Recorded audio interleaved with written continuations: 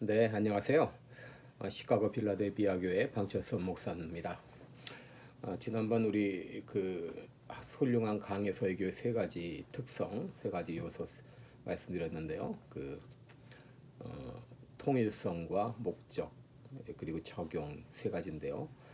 어, 저, 예, 그 목적에 대해서 말씀드리다가 또 중간에 끊겼습니다. 조금 더 말씀드리고 그다음에 세 번째 요소 적용에 대해서 말씀드리겠습니다. 그래서 그다음에 FCS, Fallen Condition Focused, 그러니까 타락한 그 상황에 맞추어서 목적을 이제 설교의 목적을 찾아야 된다 그런 말씀을 드려서 특별히 FCF 상황에 맞추기 위해서 맞는 거 확인하기 위해서 본문에서 말하고 있는 것은 뭔가, 그리고 본문의 상황에서 다루고 있는 관심사가 뭔가, 또 본문의 등장인물이나 청중이 공유하고 있는 공통된 상황은 무엇인가, 이것을 이제 이거 질문을 하라 그래서 말하고 있는 것이 뭐고, 또 다루고 있는 관심사가 무엇이고, 그리고 본문의 등장인물이나 청중이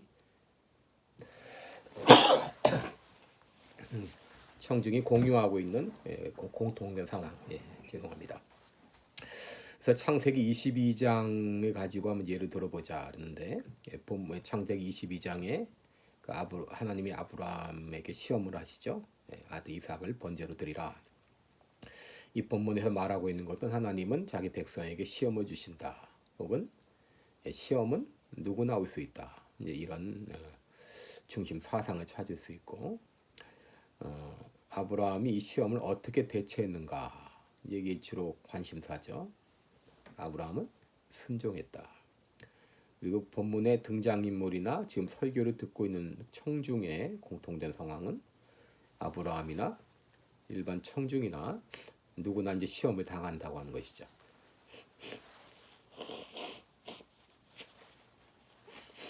그래서 우리는 성경이 쓰여졌던 당시의 상황에 지금 청중이 처해 있는 상황 가운데서 공통점을 찾고 그 상황을 동일시함으로써 성경이 당시 그 당시 사람만이 아니라 오늘날 우리들을 위해서도 쓰여졌다, 우리에게도 유익하다고 하는 것을 알게 되고, 또 본문이 기록된 이유도 알게 됩니다. 그래서 FCF를 제시하는 것은 단순히 문제점만 밝히기 위한 것이 아니고, 밝혀진 문제에 직면하면서 하나님은 우리에게 어떤 행동의 변화를 요구하시는 것이죠. 왜냐하면 하나님은 우리로 선한 일을 행하기에 온전케 하기 위해서 성경을 주셨기 때문이다. 그래서 그 본문을 주신 목적이 뭔가, 왜 본문이 여기 쓰여졌는가, 이런 문제를 우리들이 신중하게 생각을 해야 되겠습니다. 다음에 우리 적용입니다. 적용. 적용. 뉴욕의 그 고급 주택가에서 키티 제노베스라는 젊은 여인이 강간을 당한 후에 살해가 되었습니다. 사건 후에 기자들은 범행의 실마리를 얻기 위해서 주변 사람들이 인터뷰했는데, 근데 놀랍게도 38명의 사람이 그 여인의 비명소리를 들었다는 것이죠.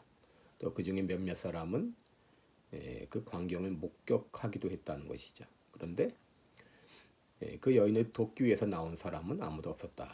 오직 한 사람만이 경찰에게 신고했는데, 그것도 이미 그 여인이 살해된 다음이었다. 이제 이런 얘기가 있는데, 적용의 필요성의 핵심 개념은 한마디로 그래서 어쩌란 말인가, 이것입니다. So what, 영어로 말하면 so what, 그래서 어쩌란 말인가.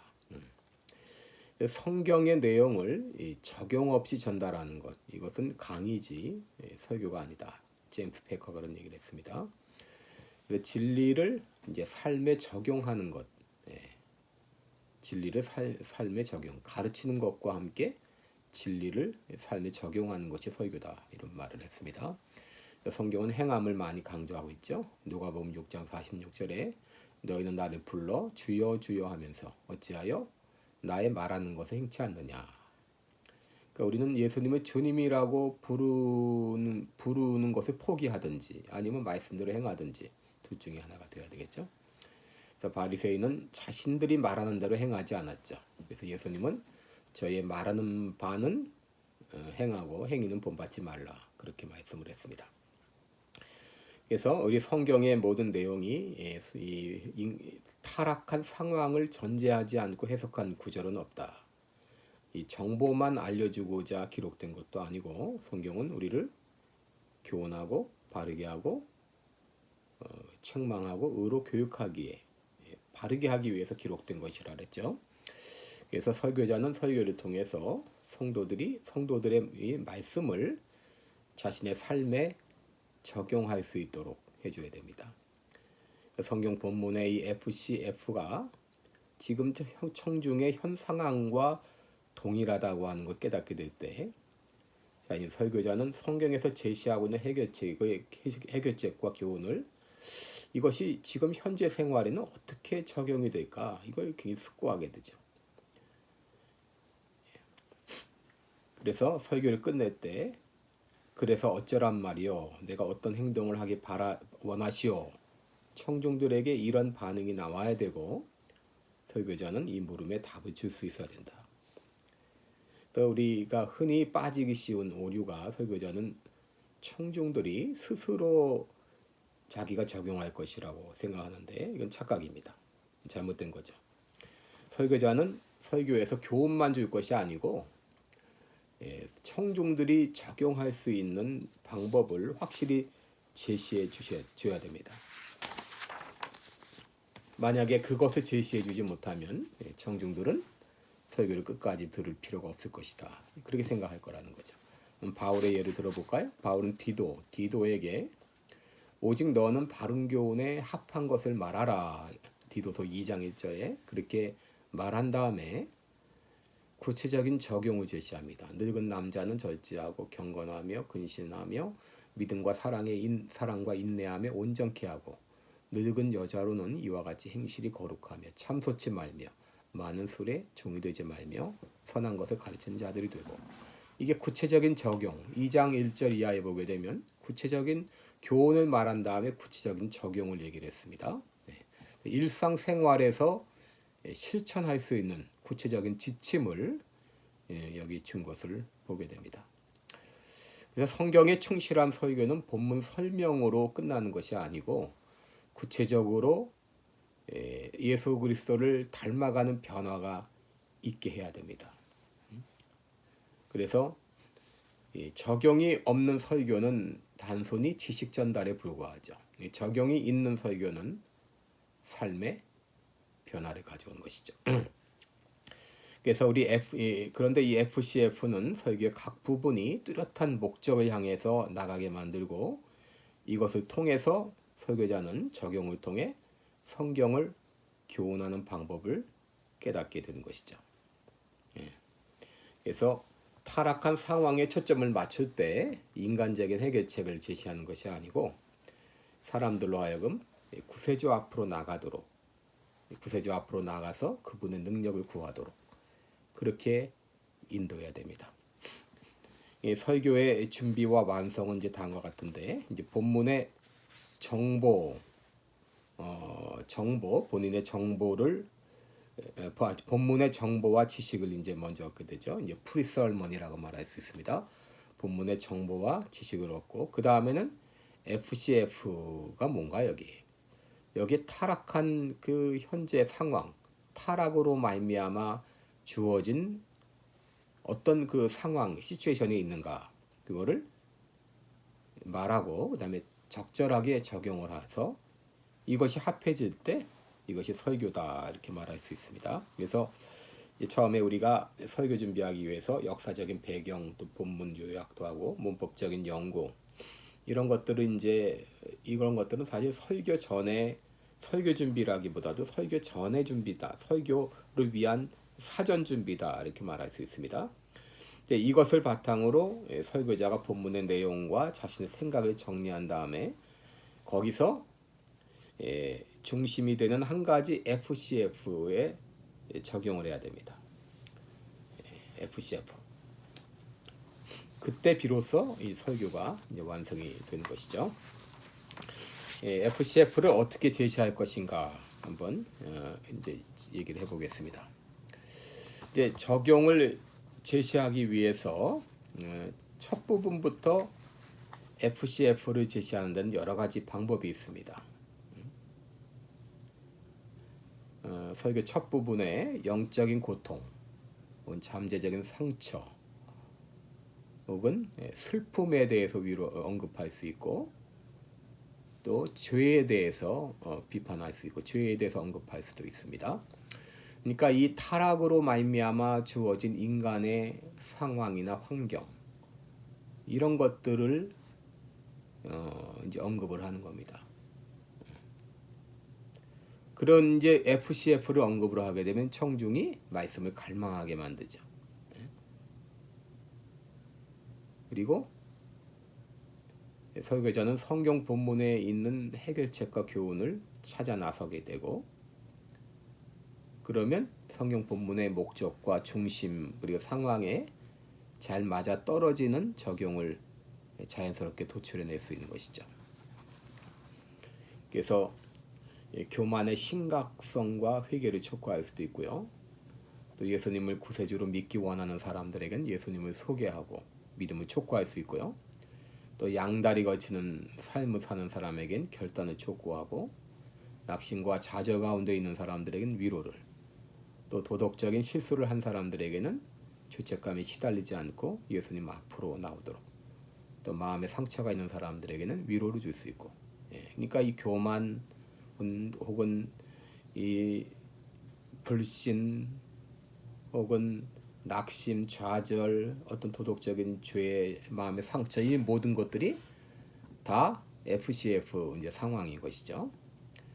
그래서 그런 FCF의 상황을 서론에서 처음 설교를 시작할 때 언급할 수 있습니다. 그래서 그런 것들을 이제 구체적으로 제시하는 것이 필요합니다. 제가 예를 한번 들어보면요. 지난번 제가 한국에 갔을 때 여러 사람들을 만나고 갔지만 그중 한 사람 40살 된 싱글맘이 있었습니다. 그녀는 두 아이의 엄마인데 그녀는 제가 가르쳤던 동갑내기 다른 남자 청년과 결혼을 하고 미국에 왔는데, 미국에서의 삶은 힘들었지만 그럭저럭 살아갔는데 3년 전에 남편이 암으로 세상을 떠났습니다. 남편이 죽자 굳이 미국에 있어야 된다는 생각을 못하고 한국으로 돌아왔지만 살 길이 막막했습니다. 가족들이 그를 외면했고 심지어 시댁에서도 그를 외면했습니다. 아이들은 학교에서 왕따를 당하고 적응을 하지 못해서 괴로움은 더해갔습니다. 이런 것들이 지금 FCF의 상황이죠. 죄로 말미암아 타락한 상황입니다. 이런 이제 예를 들 수 있습니다. 지난번 미조리의 퍼거슨 시티에서는 경찰관의 과잉 진압으로 18세의 젊은 흑인 학생이 죽는 비참한 사건이 있었습니다. 그리고 얼마 전 미조리 대법원에서는 흑인 학생을 죽인 경찰관에게 무죄 판결을 내리는 판결이 있었습니다.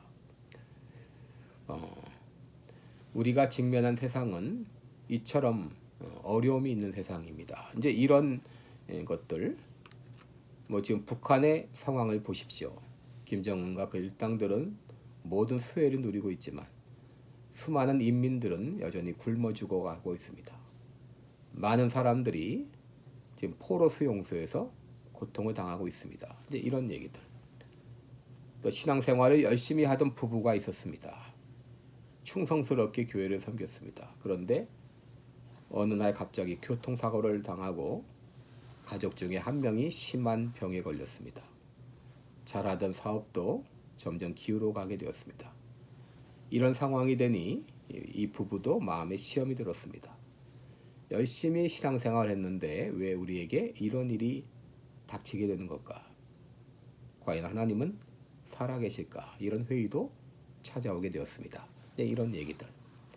그래서 우리들이 단순히 하나님은 선하십니다 이렇게 말하는 것과 혹 이 자리에 하나님의 선하심을 의심하는 분이 계십니까? 이렇게 물어보는 건 차이가 다르죠. 같은 내용이라도 우리가 고난을 당할 때 하나님은 선하시다는 것을 의심하는 상황을 다룬다든지 이렇게 하게 되면 진정한 설교가 됩니다. 그래서 적용에는 생각에 대한 적용도 있죠. 진리를 통해서 이렇게 생각하고 저렇게 생각해서는 안 된다고 말한다. 또 의지에 대한 적용도 있고 그 다음에 동기에 대한 적용도 있고 여러 가지 적용이 있습니다. 생각에 대한 적용도 있고 물론 당연히 행동에 대한 적용은